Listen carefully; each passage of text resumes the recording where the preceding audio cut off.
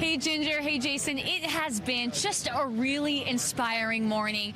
We're at Blind Surf, which is an event that brings people together from Southern California who impaired. Some of them can't see at all, and they get out there on the waves and they learn how to surf. There's a team of volunteers that goes out with them, and you can see right now the guys and the girls that are in the red shirts right out there, the red rash guards. They're the ones that are actually the volunteers that are really helping these people get out there, get up on the board, get that feeling of success, which is incredible because you've got to think surfing on your own when you can see is hard in itself. Imagine doing that when you can't see. So we've got a lot of folks that are out there right now, but I have got Scott with me and his coach John, and they actually, you guys heard Scott's story earlier. It is so inspiring. It just puts a smile on your face to see everything that he has overcome. He just got back from the water, and we are getting the Scott Surf Report.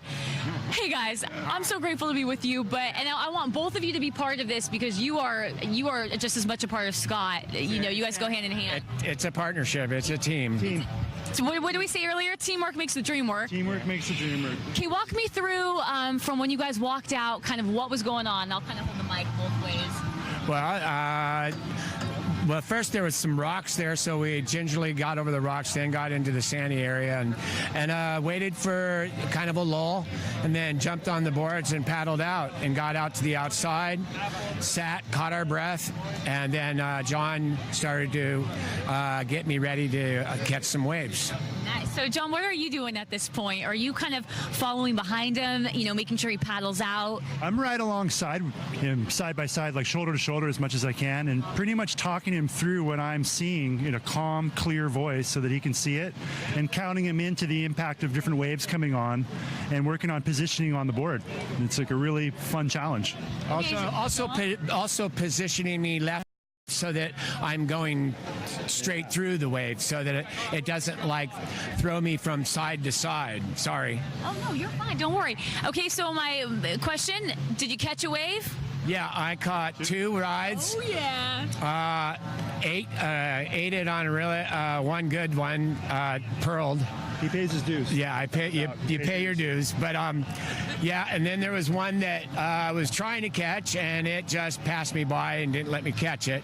And my first one, a rogue wave caught my rail and kind of like got me off balance. So, but it's 2 out of 5 out of try. 2 out of 5.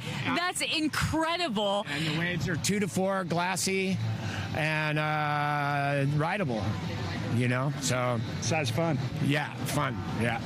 That's awesome. So, what do you guys talk about when you're just sitting out there? Does he give you a hard time, Scott? No.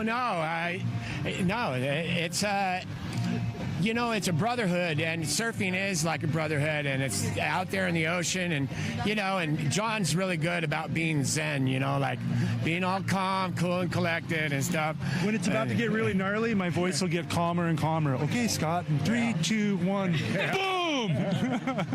Please remain calm, cool, and collected is probably what. Yeah.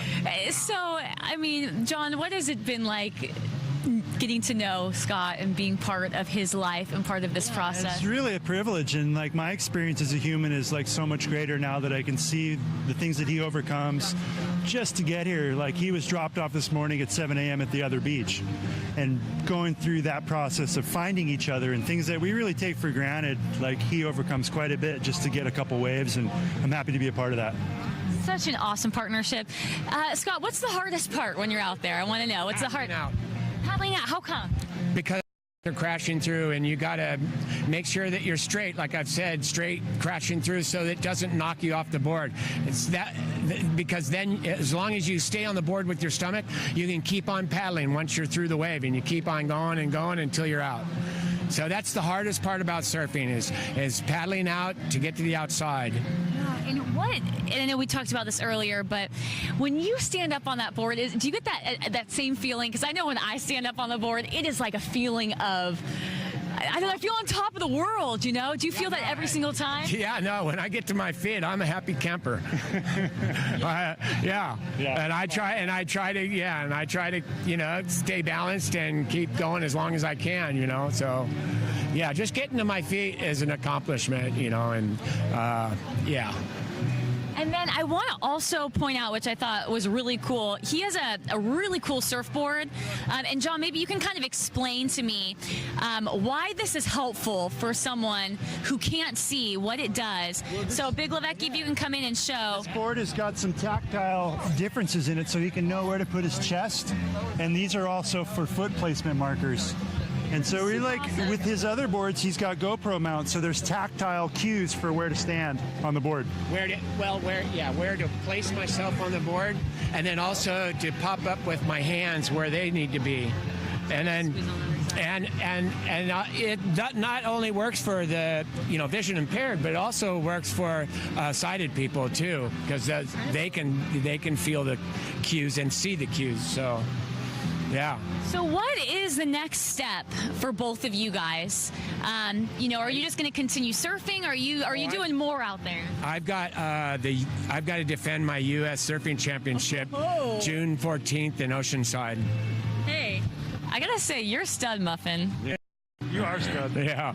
I think so too. Yeah. Hi, and then my last question I want to ask both of you is, what do you want, I guess, the community to know through what you guys are doing, or what do you hope to do or inspire? Well, my mantra is never lose sight of your goals and dreams. And as long as you're setting goals, you may not achieve the dream, but working and getting those goals achieved is a great way to keep busy and feel good about, you know, yourself accomplishing those goals. And then something I always tell people is that physical fitness is really important in life. It's the best medicine. It heals spiritually and emotionally and physically. Awesome. And John, you too. I mean, just to piggyback on him, but I'd want to inspire other people like these beautiful volunteers to get out and be helpful to other humans and just share your stoke and passion with anyone. You don't have to be a professional to do it. You can just be helpful. I love that. Thank you guys so much. Thank you for blessing all of our days. Such an awesome day. He said it. There's so much passion out here. There's people out here that are getting out in the water that have never been out there. They're standing up. There are miracles happening today. And I'm grateful to stand next to you guys and to see how you're inspiring the world. Well, thank you for being out here and showing our community that, you know, we got a bunch of blind surfers here. Which is so awesome. San Diego, yeah. So awesome in San Diego. Hey, I'm going to send things back to you guys in the studio. We're going to continue to keep an eye on everyone catching waves out here. It's been a good morning. Been a great morning. Thank you, Danny. Appreciate it. Okay.